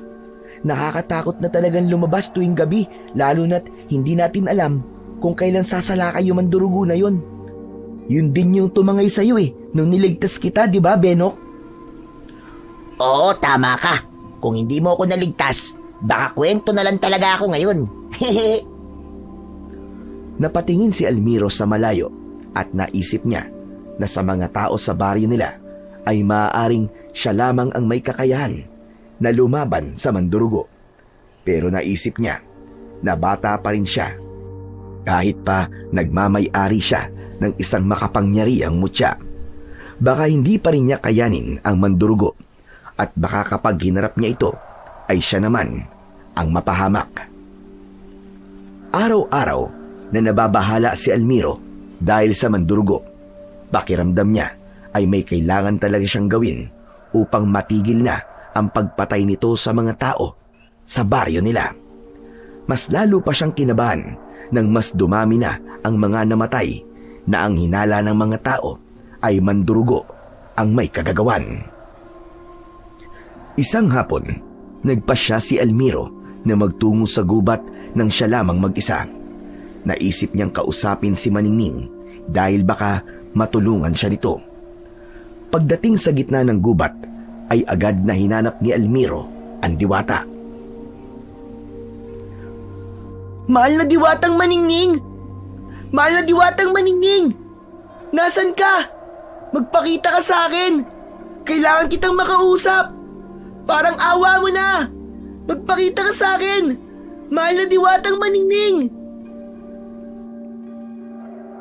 Ilang beses na tinawag ni Almiro si Maningning, ngunit tanging ang huni ng mga ibon lang sa paligid ang sumagot sa kanya. Pero hindi siya sumuko. Kahit masakit na ang lalamunan niya sa pagsigaw, ay hindi siya huminto. Hanggang sa isang agila ang dumating at dumapo sa isang matibay na sanga ng puno sa kanyang harapan. Sa isang kisap mata ay naging si Maningning ang agila habang nakaupo ito sa sanga. Almiro, ano ang iyong kailangan? Bakit mo ako hinahanap? Mahal na diwatang Maningning, buti dumating ka na. May mandurugo sa baryo namin at marami na siyang napapatay na mga tao. Ang sabi sa akin ni Lolo ay may lahing diwata raw ang mga mandurugo. Naisip ko na baka may alam ka tungkol sa mandurugo na yon dahil isa ka ring diwata. Ikinalulungkot kong marinig ang nangyayaring dilubyo na yon sa inyong baryo. At oo, Almiro, kilala ko ang mandurugong yun. Ang pangalan niya ay Adora. Mahal na diwatang Maningning, kung kilala mo siya, Baka pwede mo naman siyang kausapin, oh. Sabihin mo sa kanya na tumigil na siya. Marami na siyang nasasaktan at marami na rin na nauulilang pamilya dahil sa kanya. Sana nga ay ganun kadali lang gawin ang sinasabi mo, Almiro. Si Adora ay dating mabuting mandurugo. Kaibigan siya ng mga diwata dahil sa kabutihan niya noon ay ipinagkaloob sa kanya ng aming reyna ang mutya ng pakpak ng agila. Nanlaki ang mga mata ni Almiro. Hindi siya makapaniwala sa kanyang narinig. Kung ganun, siya pala ang unang nagmamay-ari ng mutya. Tama ka, Almiro. Ngunit binigo niya kaming mga diwata. Dahil mas lumakas siya, ay ginamit niya ang kanyang kapangyarihan upang malakit ng mga tao. Naging gahaman siya sa kanyang kapangyarihan dahil sa mutya. Simula siyang pumatay ng mga tao at dahil doon, binawi namin sa kanyang mutya at kasama na ron ang kanyang kagandahan. Nawala ang kanyang maamang muka at napalitan yon ng mukha ng isang nakakatakot na halimaw. Kaya kung mapapansin ng marami ay hindi maganda si Adora gaya ng isang aswang na mandurugo. Simula noon ay pinagkatiwala na sa akin ng mga diwata ang mutya ng pakpak ng agila upang hanapin ang susunod na karapat-dapat na mag-iingat nito. At ikaw na nga ang napili ko, Almiro. Napako ang tingin ni Almiro sa mutyang nakasabit sa kanyang leeg. Bahagya siyang natigilan at pinag-isipan ang mga sinabi ng diwata. Kaya mo ba'y binigay sa akin ng mutya ng pakpak ng agila ay dahil alam mong sasalakay si Adora sa baryo namin? At gusto mong ako lumaban sa kanya? Tama ba ako, mahal na diwatang maningning? Hindi, Almiro. Hindi ko ibinigay sa iyong mutya ng pakpak ng agila para lumaban ka sa kanya. Ipinagkatiwala ko to sa iyo dahil nakita ko sa puso mo ang kabutihang matagal ko nang hindi nasilayan sa mundong ito. Gusto kong maranasan mo mabuhay ng normal, gaya ng ibang bata. Pero, mahal na diwata, bakit sa baryo namin siya umatake? Hindi kaya nararamdaman niya kung nasa ng mutya? Maaaring totoo ang hinala mo, Almiro. Bilang si Adora ang unang nagmamay-ari ng mutya ng pakpak ng agila, ay baka may koneksyon pa rin siya dito. Maaaring nararamdaman niya ang presensya ng mutya at marahil yun ang dahilan kung bakit siya umaatake sa inyo. Ibig mong sabihin, kukunin niya sa akin ng mutya? Ganun ba? Naku, nanganganib na pala ang buhay ko. Ikinalulungkot ko, Almiro, pero mukhang ganun na nga ang nangyayari. Kung gusto mo, ay maaari kong bawiin na sa iyo ang mutya. Wala kang obligasyon na pasanin ang responsibilidad na kaakibat nito sa ngayon. Naiintindihan ko na isa ka lang bata at ayokong mapahamak ka. Natigilan si Almiro sa sinabi sa kanya ni Maningning. Naisip niya na kung sakaling mawawala ang mutya sa kanya, ay hindi nun masisiguro na hihinto na ang mandurugo sa pagsalakay sa baryo nila. Ang mutya ng pakpak ng agila na lamang ang pag-asa nila para lumaban at kung mawawala pa yun sa kanya, ay baka mas lalo silang manganib. Hindi, huwag niyo pong kunin sa akin ng mutya. Higit na kailangan ko po umutya ngayon, mahal na diwatang maningning. Kung totoong ang hinahanap ito ni Adora at kung totoong ang gusto niyang kunin sa akin ng mutya, ay kailangan ko manatiling malakas. At kung kakailanganin kong harapin siya, ay gagawin ko po para sa baryo namin. Matipid na ngumiti si Maningning, bagamat bakas sa mga mata nito ang pag-aalala para kay Almiro.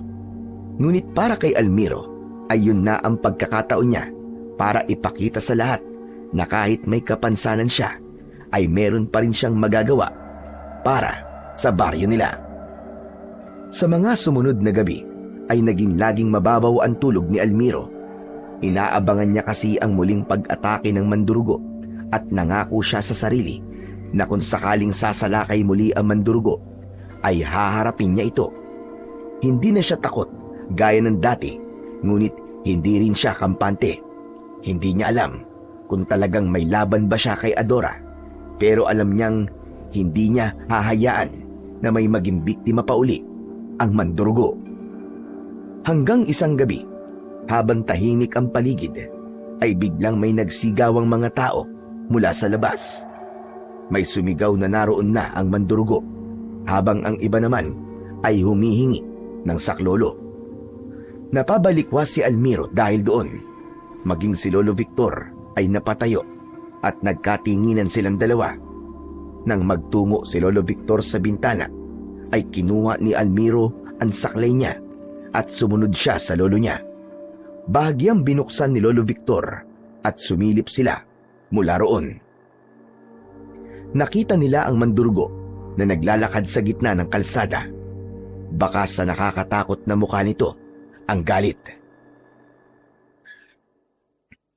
Ilabas niyo ang may hawak ng aking mutya. Alam kong naririto siya. At hindi ako titigil hanggat hindi ko nababawi ang sakin. Bumilis ang tibok ng puso ni Almiro. Napako ang tingin niya sa mandurugo. Lumayo siya sa bintana at mabilis niyang kinuha sa kusina ang isang itak na ginagamit ni Lolo Victor sa pagputol ng mga panggatong nila na kahoy. Walang lingon likod na nagtungo siya sa pinto, ngunit bago pa siya makalapit doon, ay nahawakan na siya ng lolo niya sa isa niyang braso. Almiro! Sandali lang po, anong gagawin mo? Kailangan ko pong lumabas, Lo. Lalabanan ko po, mandurugo. Ano? Sus Mariosep ka bata ka, ano ba sinasabi mo? Hindi ka lalabas. Wala kang laban sa kanya, Almiro. Huwag kang magpakabayani. Pero kailangan ko po itong gawin, Lo. Kailangan ko pong patunayan na may silbi ako at hindi po ako pabigat sa baryo natin. Pambihira ka. Maraming paraan para mapatunayan mo yan, Almiro. Pero hindi sa paraan na makikipaglaban ka sa isang aswang at ibubuwis mo ang sarili mong buhay. Nag-aalab ang damdamin ni Almiro. Sa kabila ng pangambang bumabalot sa kanyang dibdib, ay alam niyang yun na ang pagkakataong hinihintay niya para tapusin ang pananalasa ng mandurugo sa baryo nila. Naisip ni Almiro na ipaalam na sa kanyang lolo ang tungkol sa mutya ng pakpak ng agila. Naisip niya na kapag nalaman nito na meron siyang ganung mutya, ay papayagan na siya nito sa gusto niyang gawin. Nanginginig ang mga kamay ni Almiro nang ilabas niya mula sa bulsa ng kanyang short ang mutya ng pakpak ng agila. Isinabit niya yon sa kanyang leeg at agad naman niyang naramdaman ang paggapang ng malakas na kapangyarihan nun sa buo niyang katawan. Naging normal na ang kaliwang paa niya at binitiwan niya ang kanyang saklay. Nanlaki ang mga mata ni Lolo Victor at hindi ito makapaniwala sa nangyari. Diyos na mamagin! Anong nangyari? Bakit gumaling na ang paa mo? Lolo, dahil po sa mutya ng pakpak ng agila na suot ko po ngayon. Ang mutya po na ito, ang hinahanap po ng mandurugo. Ibinigay po sa akin ito ng agilang inalagaan natin. Isa pala siyang diwata, Lolo. Ibinigay niya po sa akin ng mutya para magkaroon po ako ng kakayahang makalakad. Pero hindi lang po yun ang kayang gawin ng mutyan to. Marami pa po akong kayang gawin. Pero wala na po akong oras isa-isahin ng mga yun, Lo. Kailangan ko na pong labanan ng mandurugo bago pa siya may mapatay ulit. Hindi ko pa masyadong maintindihan ang sinasabi mo. Pero kahit na anong mutya pa ang meron ka, ay hindi pa rin ako pumapayag na makipaglaban ka sa isang kampo ng kadiliman. Hindi maaari, Apo. Baka ikaw ay mapahamak. Pero Lo, wala ka pong dapat ipag-alala. Protektado po ako ng mutya ng pakpak ng agila. Hindi po ako nito pababayaan, Lo. Maniwala po kayo. Ay nako, tumigil ka na nga sa kaibangan mo, Almiro. Manahimik ka. Magsasalita pa sana si Almiro nang biglang kinuha ni Lolo Victor ang mutya mula sa kanyang leeg. Muling bumalik ang pagiging pilay niya, kaya napaupo siya sa sahig. Kinuha ni Lolo Victor ang itak mula kay Almiro at walang pag-aatubiling pinutol nito ang saklay sa gitna. Tumila po ng kalahati ng kahoy sa kabilang dulo ng kubo. Lolo, bakit niyo po sinira ang saklay ko? Ano pong ginawa niyo? Simula ngayong gabi, ay hindi ka nalalabas ng bahay nang hindi mo sinasabi sa akin.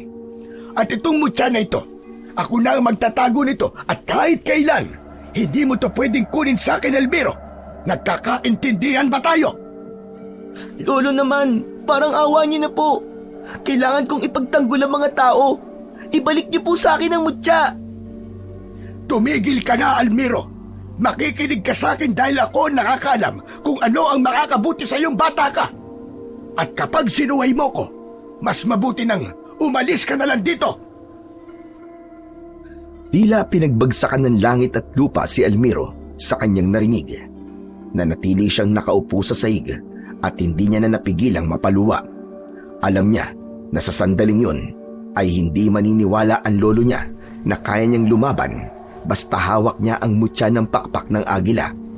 Bagamat naiintindihan niya ang reaksyon ni Lolo Victor, ay hindi pa rin niya maiwasang makaramdam ng pagtatampo dito dahil sa pagpigil nito sa kanya na labanan ang mandurugo. Isang umaga, nakaupo si Almiro sa may hagdan ng kanilang bahay habang ang mga mata niya ay nakatitig lamang sa kawalan. Sa harapan ng bahay nila ay abala si Lolo Victor sa pagsisibak ng mga kahoy. Mula sa di kalayuan ay nakita niyang papalapit si Benok na may hawak na supot ng mga hinog na bayabas. Paglapit ni Benok ay agad itong umupo sa tabi ni Almiro. Tara sa gubat, Almiro. Maglaro tayo ron o kaya magpakain tayo ng mga ibon. Ilang araw na tayong hindi nakakapunta sa gubat, di ba? Benok, pasensya na. Hindi na ako pwedeng lumabas eh. Ano? Bakit ka naman bawal lumabas? Ayaw na ni Lolo Victor eh. Nag-aalala siya dahil sa mandurugo. Grabe, ang higpit-higpit naman ng lolo mo. Walang pakisama. Ay, sorry. Baka nga pala marinig niya ako. Pero sa bagay, lahat naman takot na talaga sa mandurugo eh. Kagabi nga, may 3 na naman pinatay yung mandurugo na yon. Si Mang Pedro tapos yung asawa ni Mang Kaloy na buntis. May iba pa, pero hindi ko na alam kung sino-sino. Mabuti na lang talaga, hindi pinuntirya na mandurugo ang bahay namin. Napatingin si Almiro sa lolo niya na noon ay abala pa rin sa pagsisibak ng kahoy. Ngunit habang binabanggit ni Benok ang mga pangalan ng mga biktima, ay napansin niyang bigla itong huminto sa ginagawa. Para bang may kung anong lungkot ang bumalot sa katawan nito. Oo nga pala, narinig mo ba kagabi, Almiro? Hinahanap daw ng mandurugo yung mutya ng pakpak ng agila. Alam din pala ng mandurugo ang tungkol sa mutya mo, Almiro. Narinig ko, Benok. Sumisigaw siya na gusto niyang makita ang may hawak ng mutya ng pakpak ng agila. Ibibigay mo ba ang mutya sa mandurugo, Almiro? Hindi kaya kapag nakuha niya yon, umalis na siya? Hindi kailanman. Hindi ko ibibigay sa kanya ang mutya, Benok. Hindi ako sigurado kung titigil siya kapag nakuha niya na yun. Baka nga, kapag mas lumakas pa siya, ay mas marami pa siyang mapatay, hindi lang dito sa baryo natin, kundi sa iba pang mga lugar. Sa bagay, tama ka rin. Baka yun pa maging dahilan ng tuluyang pagkawasak ng baryo natin. Maya-maya pa, lumapit si Lolo Victor sa kanila at matiim nitong tinignan si Benok. Benok, umuwi ka na. Baka hinahanap ka na sa inyo. Ayos lang po, Lolo Victor. Nagpaalam naman po ako sa nanay ko. Alam po niya na nandito po ako. Umuwi ka na, Benok. Sige na. Huwag ka nang makulit. Napalingon si Benok kay Almiro na parabang ayaw pa nitong umalis. Ngunit tumango na lang ito at tinapik siya sa balikat. O paano? Sige, Almiro. Aalis na ako. Saka na lang siguro tayo maglaro kapag wala na dito sa baryo natin ang mandurugo. Wala sa sariling tumango si Almiro. Pinanood niya ang papalayong si Benok. Sa mga nalaman ni Benok na naging biktima ng mandurugo kagabi, ay sumikip ang dibdib niya. May pagkakataon na siyang harapin kagabi ang mandurugo, pero hindi niya nagawa dahil wala na sa kanya ang mutya ng pakpak ng agila. Kinagabihan, tahimik na nagsalo sa hapunan sina Almiro at Lolo Victor. Habang kumakain ay napansin ni Almiro ang panakaw na tingin ni Lolo Victor sa kanya. Tila May nais itong sabihin, ngunit nahihiya ito. Huminto sa pagkain si Almiro at sinalubong niya ng tingin si Lolo Victor. Lolo, naiintindihan ko po kung bakit ayaw niyo po akong lumaban sa Mandurugo. Alam ko na gusto niyo lang po akong protektahan. Pero wag po kayo mag-alala, Lo. Kahit labag po sa kalooban ko, ay susundin ko na lang po kayo. Naiintindihan din kita, Apo. Kung bakit gusto mong lumaban. Gusto mo rin protektahan ng baryo natin. Biglang tumayo mula sa upuan si Lolo Victor at naglakad ito papunta sa lumang aparador. Binuksan ito yon at may kinuha ito mula sa ilalim ng mga nakasalansang kumot at lumang damit. Pagbalik nito sa hapagkainan ay inilapag nito sa harapan ni Almiro ang mutya ng pakpak ng agila. Napakunot ang noo ni Almiro at napatitig siya sa mutya. Lolo, ano pong ibig sabihin nito? Ang totoo ay natatakot pa rin ako na lumaban ka sa Mandurugo, Apo. Natatakot akong baka mapahamak ka. Pero baka nga may dahilan kung bakit binigyan ka ng mutya ng diwata. Gaya mo, ayoko ring may mamatay pa dahil sa Mandurugong yun. Kung may kakayahan kang tumulong, ay hindi ko na yun hahadlangan pa, Apo. Pinapayagan na kitang labanan ng Mandurugo na yun, Almiro. Hindi na napigilan pa ni Almiro ang mapangiti. Mabilis niyang kinuha ang mutya at agad yung isinabit sa kanyang leeg.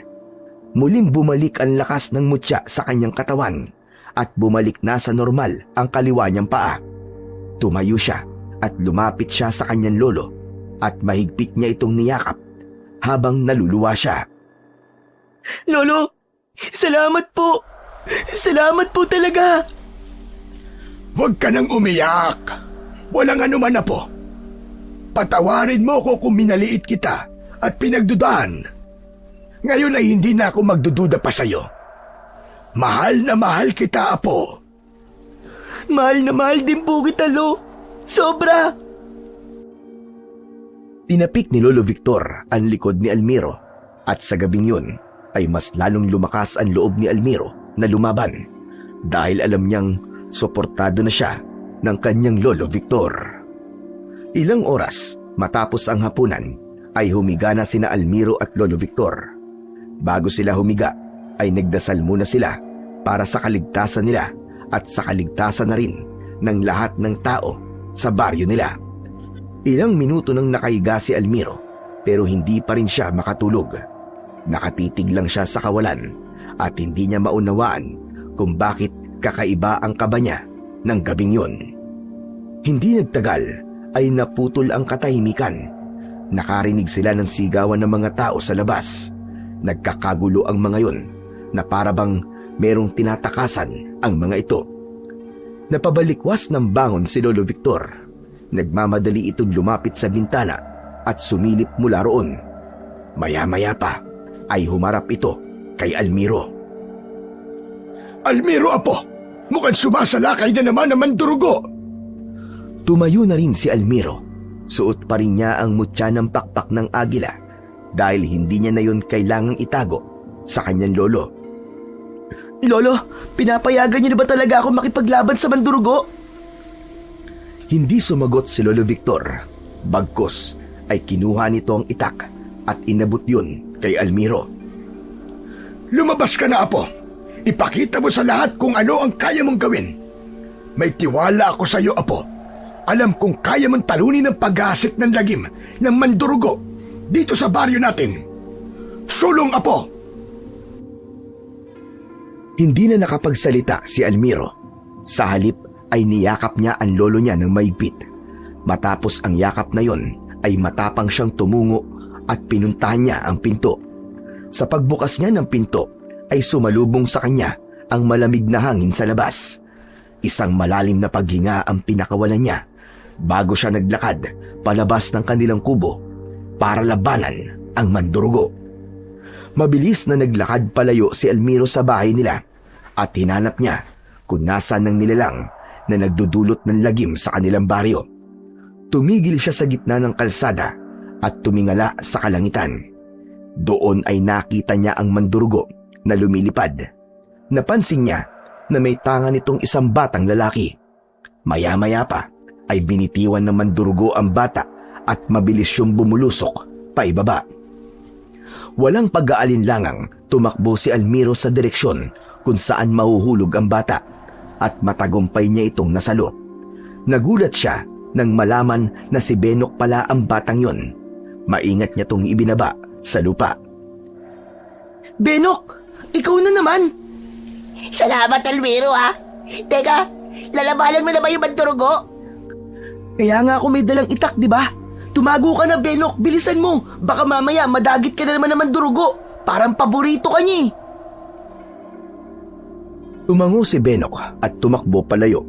Napansin ni Almiro na lahat ng taong nakatingin sa kanya ay hindi makapaniwala na nakakalakad na siya ng maayos. Pero hindi niya pinansin ang reaksyon ng mga ito dahil ang atensyon niya ay nasa mandurugo. Tumingala si Almiro at muling tinignan ang mandurugo. Adora! Narito ang mutya na hinahanap mo! Malakas na sumigaw ang mandurugo at mabilis itong lumipad pababa. Tumayo ito sa harapan ni Almiro habang nanlilisik ang mapupula nitong mga mata. Hindi ako makapaniwala. Sa isang bata ay pinagkatiwala ng mga diwata ang aking mutya. Hindi mo na pagmamayari ang mutya ng pakpak ng agila, Adora. Oo, minsan kang pinagkatiwalaan ng mga diwata sa mutya na to. Pero sinayang mo ang pagkakataon na yon. Ginamit mo ang kapangyarihan nito para pumatay, hindi para magligtas. Ngayon, ako na ang tagapangalaga ng mutya ng pakpak ng agila at ipapakita ko sa'yo kung paano to gamitin ng tama. Manahimik ka!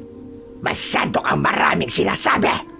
Kung ayaw mong ibigay ang mutya ko, ay kukunin ko yan sa'yo sa paraang alam ko. Walang babalang umatake ang mandurugo kay Almiro. Sinunggaban siya nito sa mga balikat niya at mabilis siya nitong inilipad pataas. Nang napakataas na nila ay huminto ang mandurugo.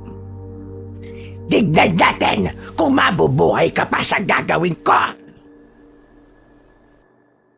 Pinitiwan ng mandurugo si Almiro. Mabilis siyang bumulusok pa ibaba.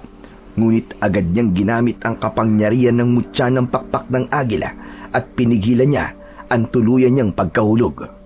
Lumutang siya sa ere at mabilis siyang lumipad pa itaas at hinarap ang gulat na mandurugo. Nakakalipad ka rin.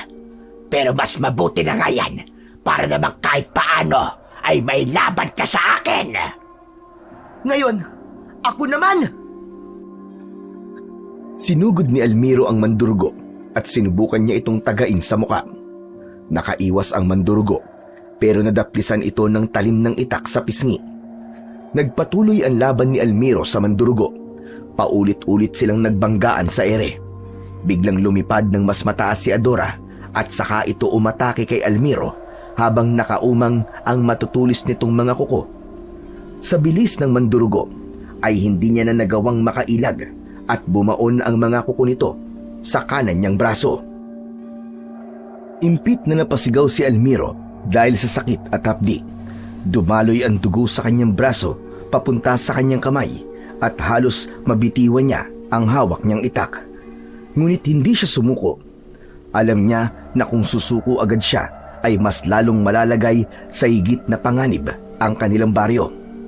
Bagamat masakit ang sugat ni Almiro, ay pinili niya na manatiling kalmado habang nakalutang sa ere. Sa pagkakataon na yon, ay ginamitan na rin ni Almiro ng bilis ang mandurugo. Sa isang iglap ay nasa likod na siya ng kanyang kalaban at isang malakas na taga ng itak ang pinakawalan niya na tumama sa isang pakpak ng mandurugo. Napasigaw ang mandurugo at nahirapan itong makalipad. Pilit nitong ikinakampay ang mga pakpak pero unti-unti na itong nahuhulog paibaba. Agad na hinawakan ni Almiro ang braso ng mandurugo. Napatingin siya sa ibaba at nakita niya ang ilang tao na may hawak na mahahabang kawayan na may matutulis na dulo. Dahil doon ay isang ideya ang pumasok sa isip niya. Malakas siyang sumigaw at siniguro niya na maririnig siya ng mga tao na nasa ibaba. Itutok niyo pataas sa mga kawayan! Bilisan niyo! Nagkagulo ang mga tao sa ibaba, pero mabilis na tumalima ang mga yon. Nagtipon-tipon ang mga ito at isa-isang tinaas ng mga ito ang mga kawayan habang nakaturo sa kalangitan ang matutulis ng mga dulo. Mas lalong hinigpitan ni Almiro ang pagkakahawak niya sa braso ng mandurugo at mabilis siyang bumulusok pa ibaba kasama ito. Napasigaw ang mandurugo habang bumabagsak sila. Nagpumiglas ito pero mas malakas na si Almiro dito kaya hindi nito nagawang makawala. Nang ilang metro na lamang ang layo nila sa lupa, ay buong lakas na ibinato ni Almiro ang mandurugo pababa sa direksyon ng mga nakaabang na matutulis na kawayan. Tumusok ang katawan ni Adora sa mga kawayan. Tumagos yun sa iba't ibang parte ng katawan nito. Takot na binitiwan ng mga tao ang kawayan. Bumagsak ang katawan ng mandurugo sa lupa. Duguan yun at wala ng buhay. Marahang bumaba si Almiro mula sa ere. Nang lumapat ang mga paa niya sa lupa, ay napaluhod siya dahil sa labis na pagod. Nilapitan siya ng mga taong tuwang-tuwa at hindi makapaniwala sa mga ginawa ni Almiro. Ngunit sa dami ng mga taong nakapaligid sa kanya, ay isa lang ang kanyang nilapitan. Ang kanyang lolo, Victor. Niyakap ni Almiro ang lolo niya at dahil sa labis na kasiyahan ay napaiyak siya. Nagtagumpay ka, Apo! Nagawa mo! Natalo mo ang mandurugo! Ipinagmamalaki kita, Apo! Maraming salamat po, Lo. Salamat po at nagtiwala po kayo sa akin. Tinulyapan ni Almiro ang walang buhay na katawan ng mandurugo na nakahandusay sa lupa.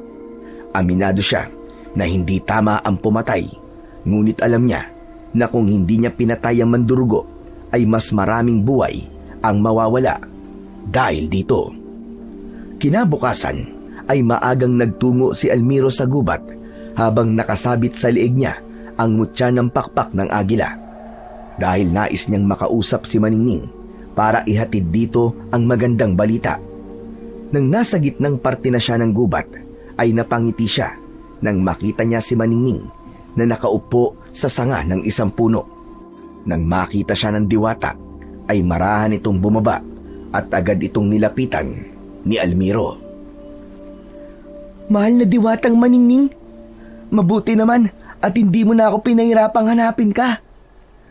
Dahil nararamdaman ko na darating ka, Almiro. Kanina pa kita hinihintay dito. Natalo ko na po ang mandurugo kagabi. Salamat po kasi ibinigay niyo po sa akin ang mutya ng pakpak ng agila. Kung wala po yun, baka hanggang ngayon po ay nananalasa pa rin po mandurugo sa baryo namin. Hindi na ako nagtataka na nagawa mo yun, Almiro. Hindi ba ang sabi ko sa'yo noon ay may tapang na natutulog sa loob mo? At ngayon, gising na yun. Maraming salamat po talaga, mahal na diwatang Maningning. Kaya lang, kukunin niyo na po ba sa akin ang mutya? Kasi napatay ko na po ang mandurugo.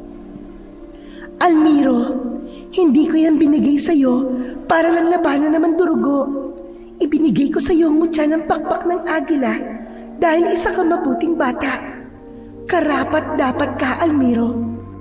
Sa'yo na ang mutya ng pakpak ng agila. At dahil sa nagawa mong pagtapos sa mandurugo, ay may isa pa akong ipagkakaloob sa'yo. Itinaas ng diwata ang kanang kamay nito at biglayong nagliwanag. Dumaloy ang liwanag sa kaliwang paa ni Almiro hanggang sa nawala yun. Mahal na diwatang Maningning, ano pong ginawa mo? Wala ka lang kapansanan, Almiro. Kahit wala ang mutya sa leeg mo, ay makakalakad ka na. Hindi mo na kailangan ng saklay kailanman. Bahagyang naluwa sa labis na kasiyahan si Almiro. Salamat! Salamat, mahal na diwatang Maningning! Salamat talaga! Hindi ko magagawa ang lahat ng ito, kundi po dahil sa inyo. Ipagpatuloy mo ang kabutihan mo, Almiro. Sa ganung paraan ay mas lalo mo mapapalakas ang kapangyarihan ng mutya.